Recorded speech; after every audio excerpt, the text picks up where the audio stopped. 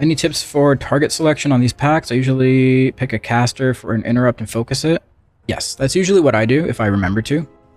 I have a MOUSEOVER focus macro, so I'll focus one, and then you just want to be swapping to the prio target and putting all your damage into that. So for example, in this pack, prio target is definitely the despoiler. So I could focus target the Howler and then target the despoiler. And then I have a focus kick macro. So I don't have to swap targets back to my focus target.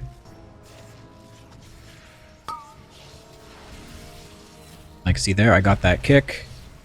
I didn't have to target the Howler. I could just stay on the despoiler. Are you always using meta on CD, even if it's not for a big pack of enemies? I find myself saving it for big packs, which I think is ultimately bad. Not sure if it's best to use on CD, even if it's for small amounts of enemies. I would say yes. You want to use it as often as possible because it's a 2-minute cooldown. So sometimes even a small pack of mobs can take 45 seconds to a minute, and that's, you know, half of the cooldown of meta. So you essentially want to just be using it as often as you can. Obviously, within reason. You don't want to use it when the pack of mobs you're fighting is at 10% health. You don't want to use it if you're only fighting like 2 mobs that you know are really weak. Because in general, some of the smaller pulls in Mythic Plus, if there's like 2 or 3 mobs in the pack, they're usually like higher. They're like lieutenant mobs, essentially. They have more HP and they take longer. So you definitely want to just send meta on those for sure. It's a common mistake that people make. They either hold it for like very big pulls or they hold it for bosses. And both of those are bad because it's such a short cooldown now that by doing that, you're essentially cutting your uses in half. Like if you only hold it for bosses, then you're only using it 4 times. You use Queen's Mandate in Raid. If so, when is the best time to use it? Yes. So I don't use it on pull and I don't use it in my opener because I'm using Skarden's Grace.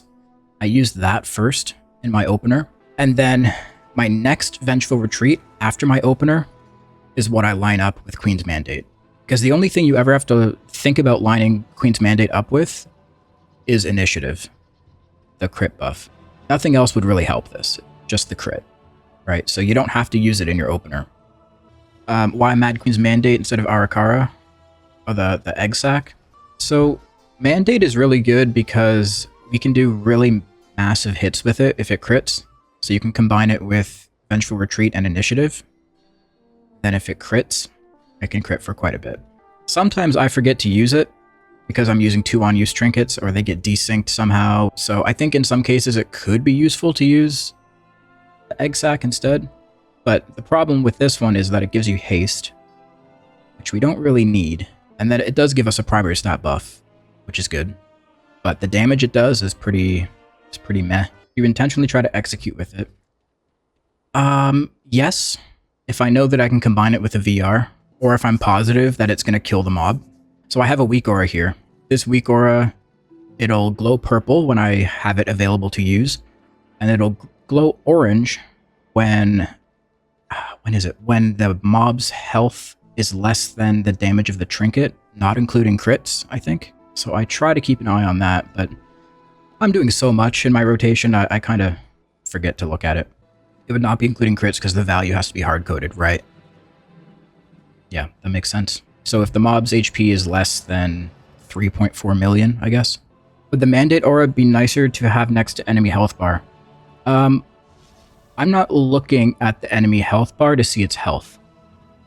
I'm looking at the nameplate above the enemy. How does the interaction with Chaos Flask and Tempered Potions work? Do you need to drink both?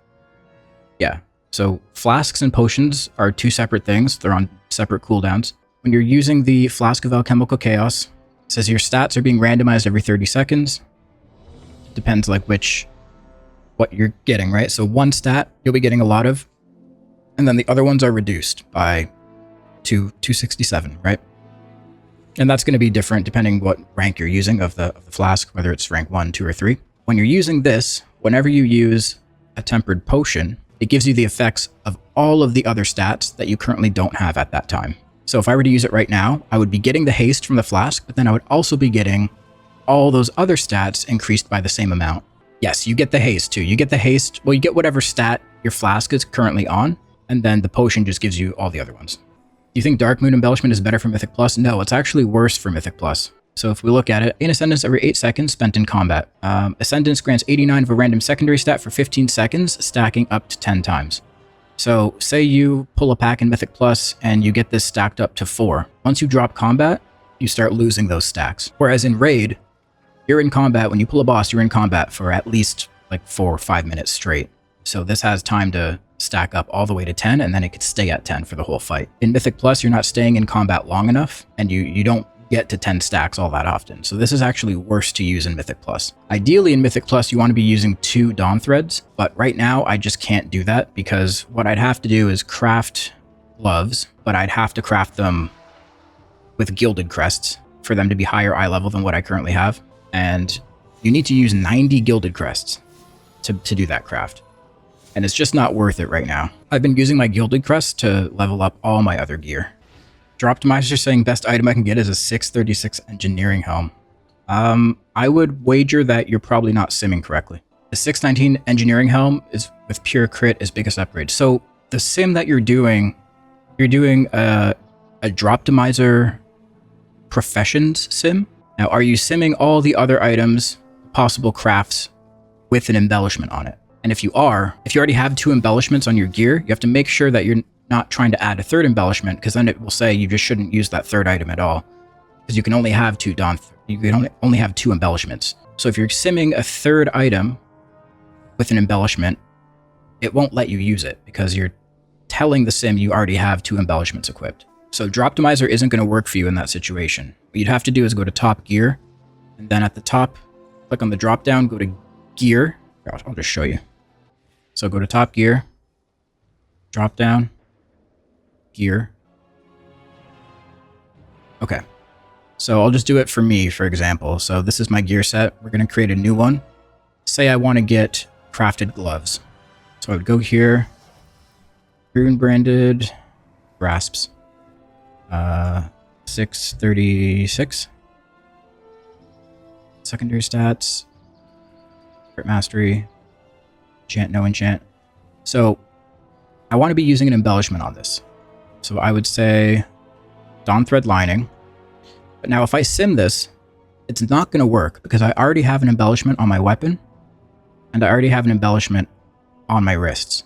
So what I'd have to do is go to add item and then replace one of them. So we'll just say the weapon. Reforged Warglaive. In my offhand, it is what? 636, right? Secondary stat, crit mastery, enchant. I have radiant power on it. So now this will work. Because now this is simming the gloves with the embellishment and the weapon with no embellishment. So now we're sticking to the 2 embellishment limit and we're not trying to go over it. If you didn't do this, it wouldn't let you sim that because you already have 2 embellishments equipped and you're trying to add a 3rd one. But yeah, essentially that's what you have to do. If you were just running Droptimizer, it wouldn't work that way. It wouldn't let you. That's why it's telling you to use probably your lowest eye level slot, but also just an item that doesn't have an embellishment on it. How often do you change talents per dungeon? Not very often. Kind of just stick with this. But you can do other things, right? Like you can take points out of Blind Fury, put them in Dancing with Fate. You can take the point out of Inner Demon. You can put it in Glaive Tempest. But there's combinations that you can do. It's just different types of damage, right? Like this is going to be more AoE. Putting points into Dancing with Fate is going to be more single target prio damage. Glaive Tempest is good, but it's another button to press that uses Fury. So it's up to you. Do a Vengeance Key. No. You do a Vengeance Key.